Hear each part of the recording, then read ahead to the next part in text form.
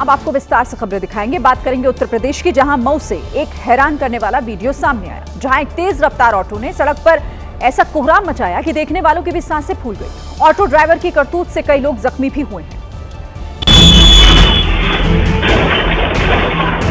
पता नहीं ड्राइवर ने ऑटो क्यों मोड़ा, लेकिन ऐसा मोड़ा कि कई जिंदगियों को अस्पताल पहुंचा दिया। ऐसी हरकत एक ऑटो ड्राइवर भला कैसे कर सकता है?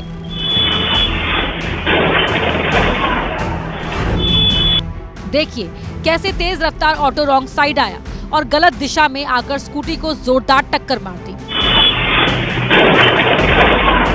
ऑटो की चपेट में न सिर्फ स्कूटी आई, बल्कि ऑटो में बैठी कई सवारी चोटिल हो गई। टक्कर इतनी जोरदार थी कि स्कूटी टुकड़े टुकड़ों में टूटकर सड़क पर बिखर गई। सड़क पर चीख पुकार मच गई। यहाँ ध्यान दीजिए, गंभीर रूप से घायल स्कूटी सवार लोगों ने भी हेलमेट नहीं पहना था।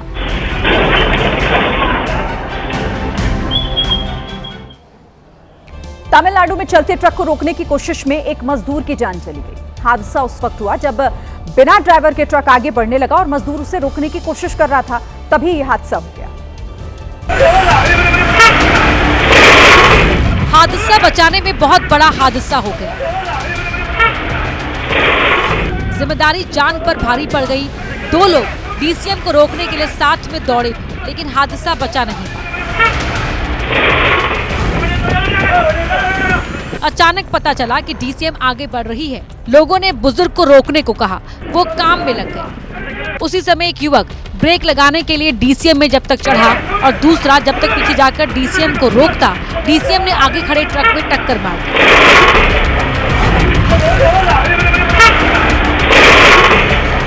जब डीसीएम पीछे किया गया, दो ट्रक के बीच दबने की वजह से मजदूर की दर्दनाक मौत हो चुकी थी। हादसा तमिलनाडु के अरानी में 30 दिसंबर को हुआ था। इसकी तस्वीरें अब सामने आई हैं। नए साल के जश्न के रंग में भंग डालने वाली तस्वीरें कई जगहों से आई हैं। ऐसी ही एक तस्वीर दिल्ली के सटे हुए नोएडा से भी आई, जहां के एक मॉल में हुड़दंग मचाने वाले लोगों पर पुलिस ने जबरदस्त एक्शन लिया। इनका नए साल का दिन चौकी थाने के चक्कर लगाने में ही बीत गया, क्योंकि इन्होंने काम ही कुछ ऐसा किया। नए साल के जश्न में इन्होंने इतनी शराब पी ली कि बस पूछिए ही।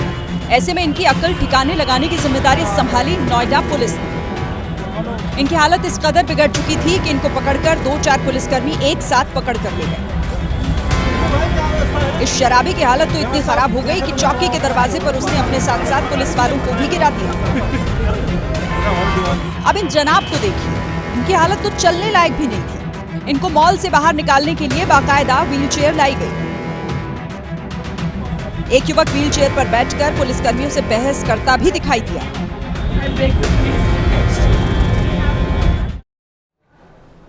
शहरों से बंदरों के आतंक की तस्वीरें आना आम बात है, लेकिन हरियाणा के बहादुरगढ़ से जो वीडियो सामने आया वो डरावना है, जब धूप सेक रही एक बुजुर्ग महिला पर बंदरों ने हमला बोल दिया। गली में वो एक नहीं बहुत सारे थे और उन्होंने बुजुर्ग महिला पर हमले की बौछार कर दी, क्योंकि दबे पांव एक साथ पूरी फौज आई थी। पहले एक आया, उसने महिला के पेट पर काटा। बुजुर्ग महिला ने किसी तरह उसको हटाया, तो दूसरा पीछे से कुर्सी पर चढ़ गया और महिला की गर्दन और सिर पर हमला कर दिया। वो थोड़ी देर के लिए हटा, लेकिन अगले ही पल वापस लौट आया और फिर से महिला को नोचने लगा। महिला चिल्लाई तो सभी बंदर भागे, लेकिन एक बंदर वहीं रुक गया और उसने महिला के बाल नोचने शुरू कर दिए। इसके बाद लोगों के आने पर बंदरों की उत्पाती टोली किसी तरह वहां से हटी। वीडियो 26 दिसंबर का है और अब महिला की हालत में सुधार है, लेकिन इस घटना से वो दहशत में है। महाराष्ट्र कांग्रेस के अध्यक्ष नाना पटोले ने एक बयान देकर नया सियासी बखेड़ा खड़ा कर दिया है। वहीं इस पूरे मामले पर बीजेपी बुरी तरह से भड़क गई है। दरअसल नाना पटोले ने राहुल गांधी की तुलना भगवान राम से कर दी। भगवान श्री राम हर के दिल में होता है, हर के विचारों में होता है। शोषित पीड़ित लोगों की सेवा करना, उनको न्याय दिलाना, यही भगवान श्री राम जी का काम था। वो राहुल जी कर रहे हैं। नाना पटोले के बयान पर एनडीए हमलावर है। नाना पटोले के चापलूसी हद के बाहर है। जिस व्यक्ति प्राण प्रतिष्ठा और अयोध्या तक नहीं गए, वहां आप राहुल गांधी की तुलना कर रहे हैं भगवान श्री राम के। ये कांग्रेस पार्टी है जिसने राम के अस्तित्व पर प्रश्न चिन्ह खड़ा किया। अगर आपके लोगों का जो आचरण है, जो चाल चलन है, उसे देखते हुए अगर उनकी किसी से तुलना की जानी चाहिए तो राम से नहीं, रावण से की जानी चाहिए। इधर बीजेपी नेता ने नाना पटोले पर हिंदू आस्था का अपमान करने का आरोप लगाया है। यूपी के बिजनौर में उस वक्त अफरा तफरी मच गई जब बाजार में एक युवक ने चाकू निकाल लिया और फिर जो कुछ हुआ उसने उत्तर प्रदेश की कानून व्यवस्था पर सवाल खड़े किए।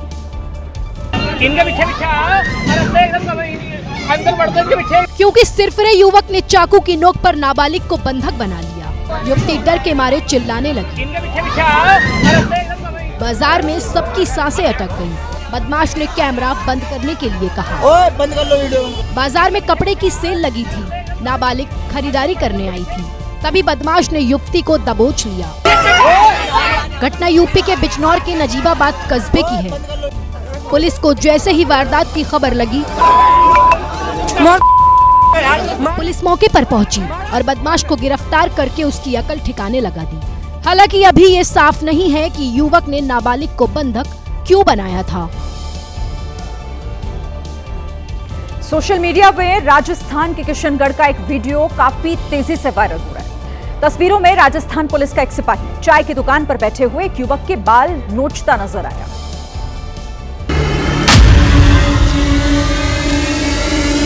पुलिस कांस्टेबल गाड़ी से उतरकर चाय की दुकान पर पहुंचा तो पहुंचते ही उसने दुकान पर बैठे एक युवक के बाल पकड़ लिए। फिर दूसरा कांस्टेबल भी आ गया और फिर दोनों ने मिलकर दुकान पर मौजूद तमाम ग्राहकों को डांटकर भगा दिया। इसके बाद दोनों कांस्टेबल वापस लौटे और दुकानदार से बात कर गाड़ी में बैठकर चले गए। तस्वीरें गगनदीप सिनेमा के पास की बताई जा रही हैं और युवक के बाल खींचने वाले सिपाही का नाम बलबीर बताया जा रहा है। फिलहाल इस मामले में अधिकारियों ने जांच के आदेश जारी किए हैं। जब खुद पुलिसकर्मी ही ट्रैफिक नियमों की धज्जियां उड़ाने लगे तो फिर आम जनता की सुरक्षा पर सवाल उठना तो लाजमी है। एक ऐसी ही तस्वीर उत्तर प्रदेश की राजधानी लखनऊ से सामने आई जब दारोगा ही नियम तोड़ते दिखे। विदाउट यूनिफॉर्म पहने शख्स का नाम अमित जायसवाल बताया जा रहा है, जो कि बाराबंकी पुलिस लाइन में तैनात है। नए साल पर जश्न मनाने लखनऊ आए तो हजरतगंज चौराहे पर बैरिकेड पर ही कार चढ़ाने की कोशिश करनी शुरू कर दी, क्योंकि सब इंस्पेक्टर ने दरोगा साहब को कार डाइवर्ट करने को जो कह दिया था। कार खुली तो उसमें शराब की बोतलें गिरी पड़ी थी। इसके बाद भी जनाब नहीं माने और डीसीपी ट्रैफिक से ही उलझ गए। डीसीपी ने भी दरोगा को सबक सिखाने में देर नहीं की और गिरफ्तार करने का आदेश देते हुए दरोगा को पुलिस जीप में बैठाकर थाने रवाना कर दिया। मध्य प्रदेश के इंदौर में दूषित पानी पीने से हुई 7 लोगों की मौत ने पूरे देश को झकझोर कर रख दिया। अभी भी करीब 200 लोगों का अस्पताल में इलाज चल रहा है, लेकिन जब प्रदेश के मंत्री कैलाश विजयवर्गीय से सवाल पूछा गया तो वो इस पर भड़क गए और मीडिया के सवालों का जवाब देते हुए उन्होंने साफ कहा कि फोकट के प्रश्न मत पूछो। सवाल सुनकर नगरीय विकास एवं आवास मंत्री कैलाश विजयवर्गीय ने अचानक आपा खो दिया और शब्दों की मर्यादा लांघते हुए कैमरे के सामने आपत्तिजनक शब्द का इस्तेमाल किया। रिपोर्टर ने सवाल किया, इलाके के लोगों का कहना है कि पीने के पानी की ठीक से व्यवस्था नहीं। कैलाश विजयवर्गीय ने जवाब दिया, छोड़ो यार, फोकट के प्रश्न मत पूछो। रिपोर्टर ने कहा, मैं इलाके से होकर आया हूँ। इस पर कैलाश विजयवर्गीय ने कहा कि क्या तुम घंटा होकर आए हो?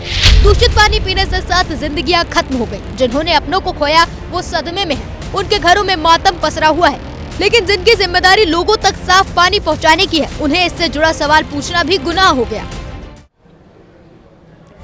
लेकिन मंत्री कैलाश विजयवर्गीय का ये बयान सोशल मीडिया पर वायरल हो गया, जिस पर खूब हंगामा भी हुआ। अपने बयान पर चौतरफा घिरे कैलाश विजयवर्गीय ने इस पर खेद जताया और उसके लिए उन्होंने सोशल मीडिया का सहारा लिया। एक पोस्ट शेयर करते हुए उन्होंने लिखा कि मैं और मेरी टीम पिछले 2 दिनों से बिना सोए प्रभावित क्षेत्र में लगातार स्थिति सुधारने में जुटी हुई है। दूषित पानी से मरे लोग पीड़ित हैं और कुछ हमें छोड़कर चले गए।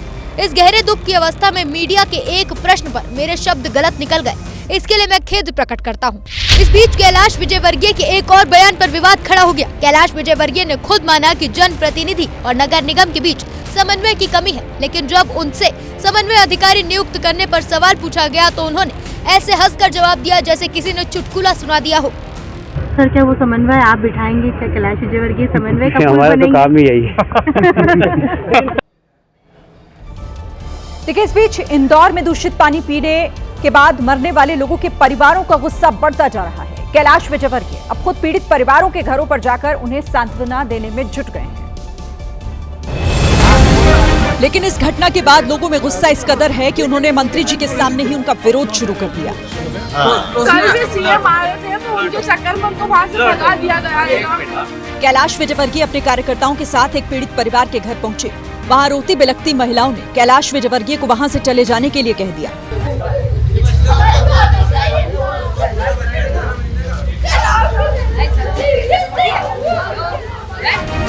वहीं कुछ महिलाओं ने कैलाश विजयवर्गीय का सच से भी सामना कराया। पीने के पानी में डेनिस की लाइन अटैच हो रही है मगर इसकी कोई सुनवाई नहीं हो रही। आज काफी समय से साल 1.5 साल से हम लोग परेशान हैं। कंप्लेन देने जाते टंकी पे हमारी कोई सुनवाई नहीं हो रही है।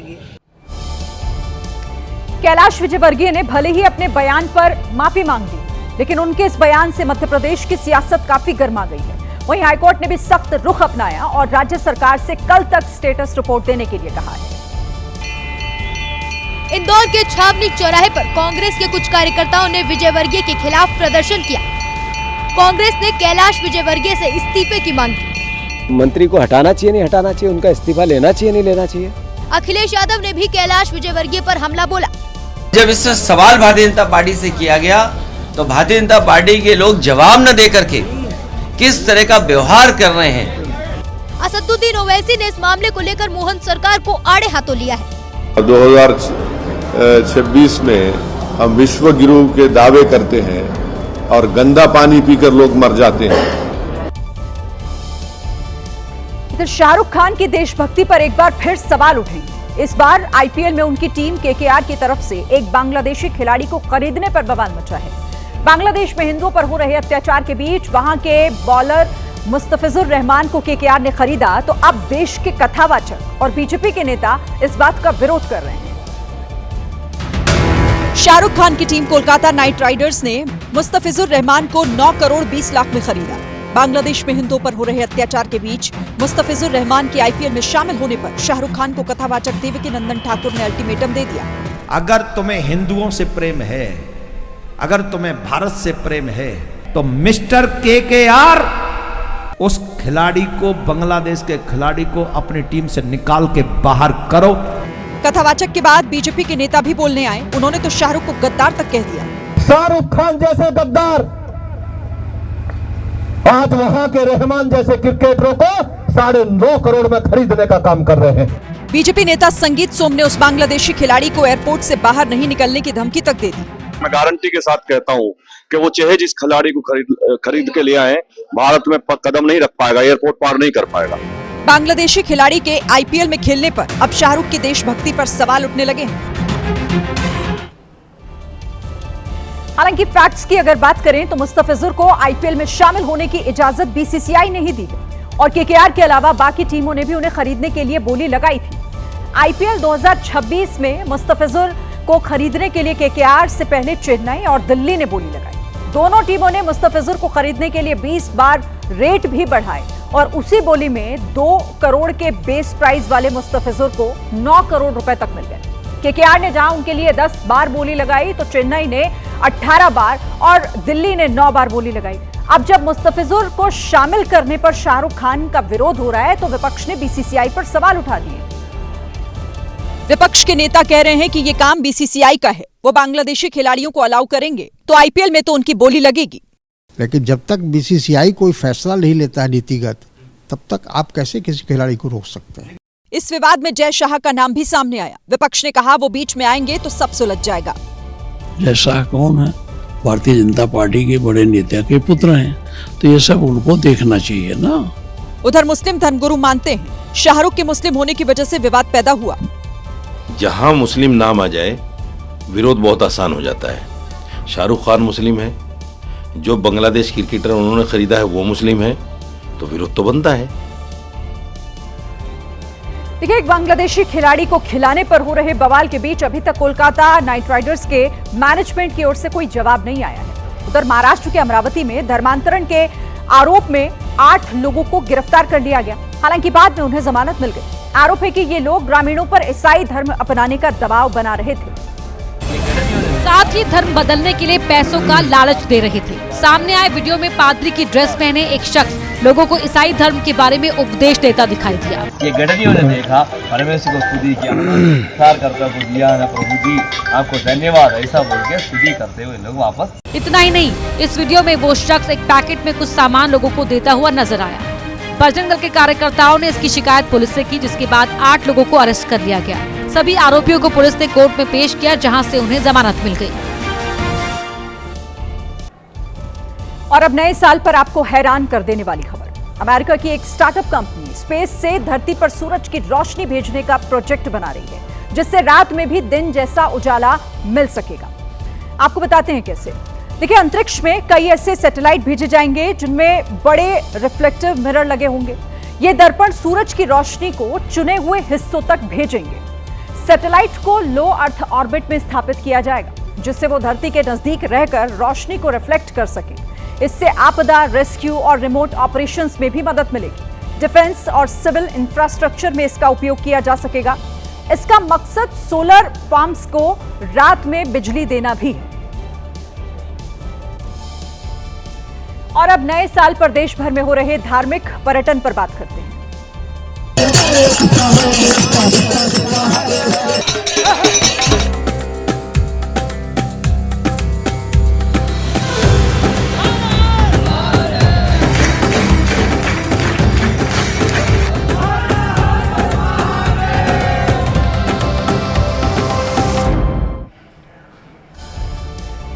तो नए साल के पहले दिन लाखों लोगों ने देश के अलग अलग मंदिरों में जाकर आने वाले 365 दिनों के लिए भगवान से आशीर्वाद मांगा।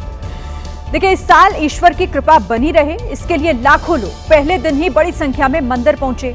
देश के हर बड़े मंदिर में आज भीड़ देखने को मिली। वाराणसी में काशी विश्वनाथ मंदिर से लेकर वृंदावन में बांके बिहारी मंदिर तक। इधर अयोध्या में राम मंदिर, उज्जैन में महाकाल मंदिर, तो सीकर में खाटू श्याम के दरबार में भक्तों ने हाजिरी लगाई।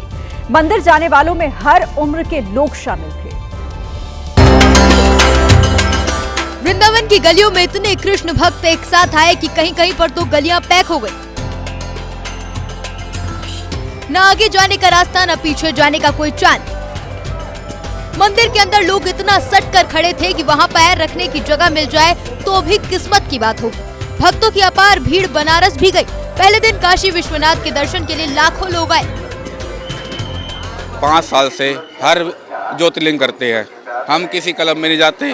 हम नए साल पे बाबा के चरणों में दर्शन करते हैं। ऐसी ही भक्ति से सराबोर था तिरुपति का तिरुमला मंदिर, जहां भगवान वेंकटेश्वर स्वामी के दर्शन के लिए लोग दूर दूर से आए। दक्षिण भारत के मंदिर दर्शन के बाद अब आपको लिए चलते हैं अयोध्या, जहां साल के पहले दिन राम भक्तों ने गजब का माहौल बना दिया। सड़क पर इतना उत्साह दिखा लोगों के अंदर, मानो वहां कोई जश्न मनाया जा रहा हो। नए साल की खुशी में श्रद्धालु ढोल मंजीरे की थाप पर झूमते दिखाई दिए। कितना जोश, कितना उत्साह भक्तों में देखने को मिल रहा है। भगवान राम का आशीर्वाद लेने के लिए भक्तों की अपार भीड़ अयोध्या में दिखी। भक्तों का सैलाब नजर आ रहा है। जहां तक आपकी नजर जाएगी वहां तक सिर्फ आपको रामलला के भक्त ही नजर आएंगे। इन भक्तों ने मंदिर दर्शन के बाद दिल खोलकर जयकारे लगाए। एक ही नारा, एक ही राम, जय श्री राम, जय श्री राम। यहाँ बहुत अच्छा लगा हुआ है। जय जय श्री राम। से बहुत खुशी हो रही है कि नए साल की शुरुआत हम रामलला के दर्शन से कर रहे हैं। अयोध्या में दर्शन के लिए आए लोगों में बुजुर्गों से ज्यादा नौजवानों की तादाद दिख रही थी। और इसी तरह उज्जैन में महाकाल के दरबार में भी लाखों भक्त रात से ही लाइन लगाकर खड़े हुए थे। सुबह सबने मिलकर साल के पहले दिन बाबा महाकाल से आशीर्वाद लिया। महाकाल मंदिर में दर्शन के लिए आज की लाइन भी बाकी दिनों के मुकाबले बहुत ज्यादा लंबी थी। भगवान महाकाल के दरबार में सतत पूजा अर्चना चल रही है। यहाँ पर भगवान को जल से स्नान कराया जा रहा है, सैकड़ों कुंटल दूध से स्नान कराया जा रहा है, फलों के रस से स्नान कराया जा रहा है। कुछ ऐसे खुशकिस्मत श्रद्धालु भी थे जिन्होंने साल के पहले दिन महाकाल की पहली भस्म आरती देखी। साल के पहले दिन आम भक्तों के साथ देश का नाम रोशन करने वाली भारतीय महिला क्रिकेट टीम की खिलाड़ी भी मंदिर पहुंची। खिलाड़ियों ने मंदिर के अंदर बैठकर भजन में भी हिस्सा लिया।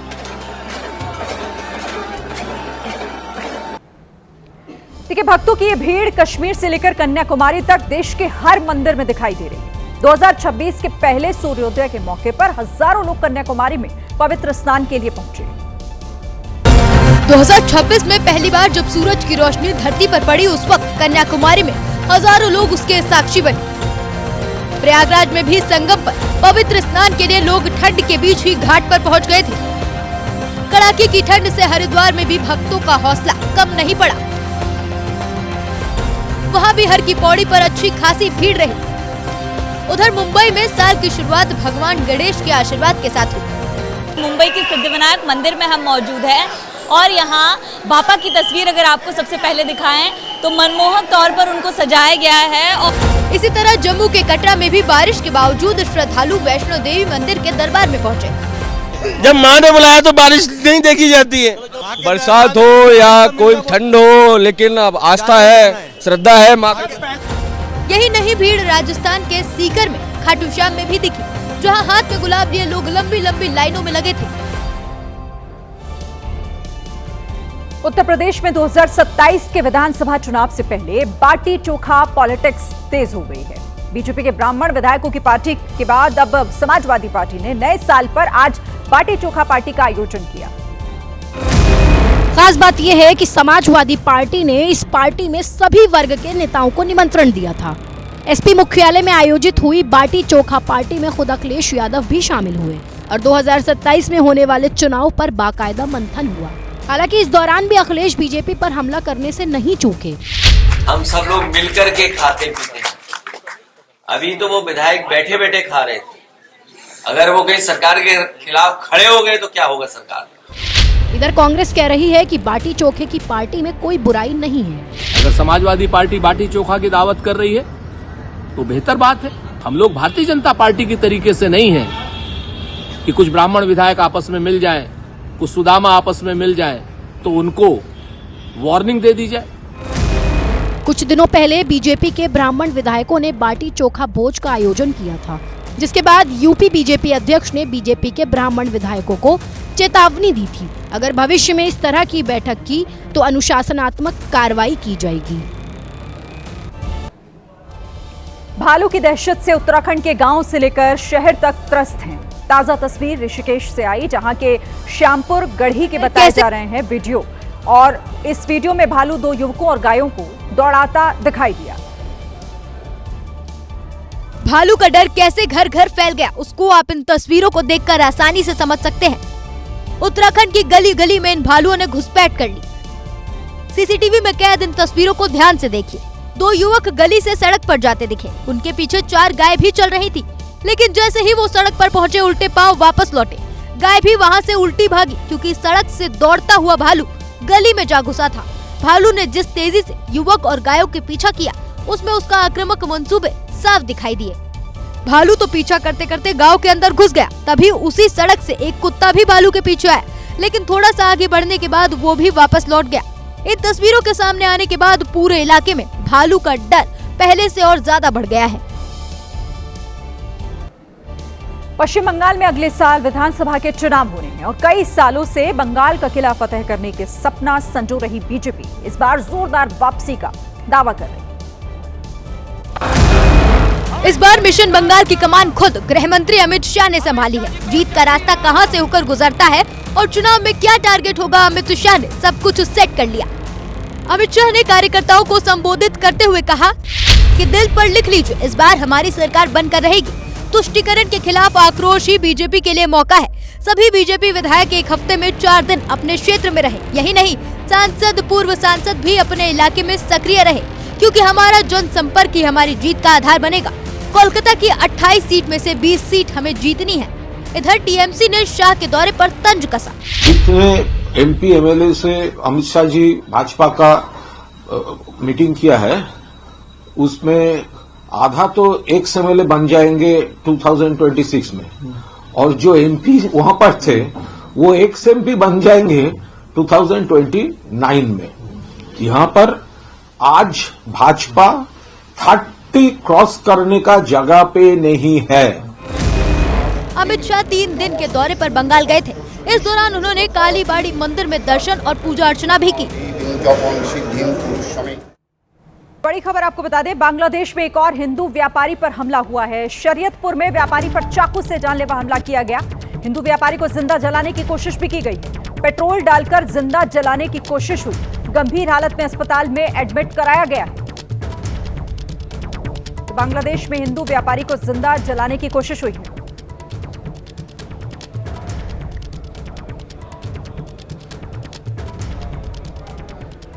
तो बांग्लादेश से ये इस वक्त की एक और बड़ी खबर, एक और हिंदू व्यापारी पर निशाना साधा गया। चाकू से बताया जा रहा है जानलेवा हमला किया गया है और साथ ही जिंदा जलाने की कोशिश भी की गई।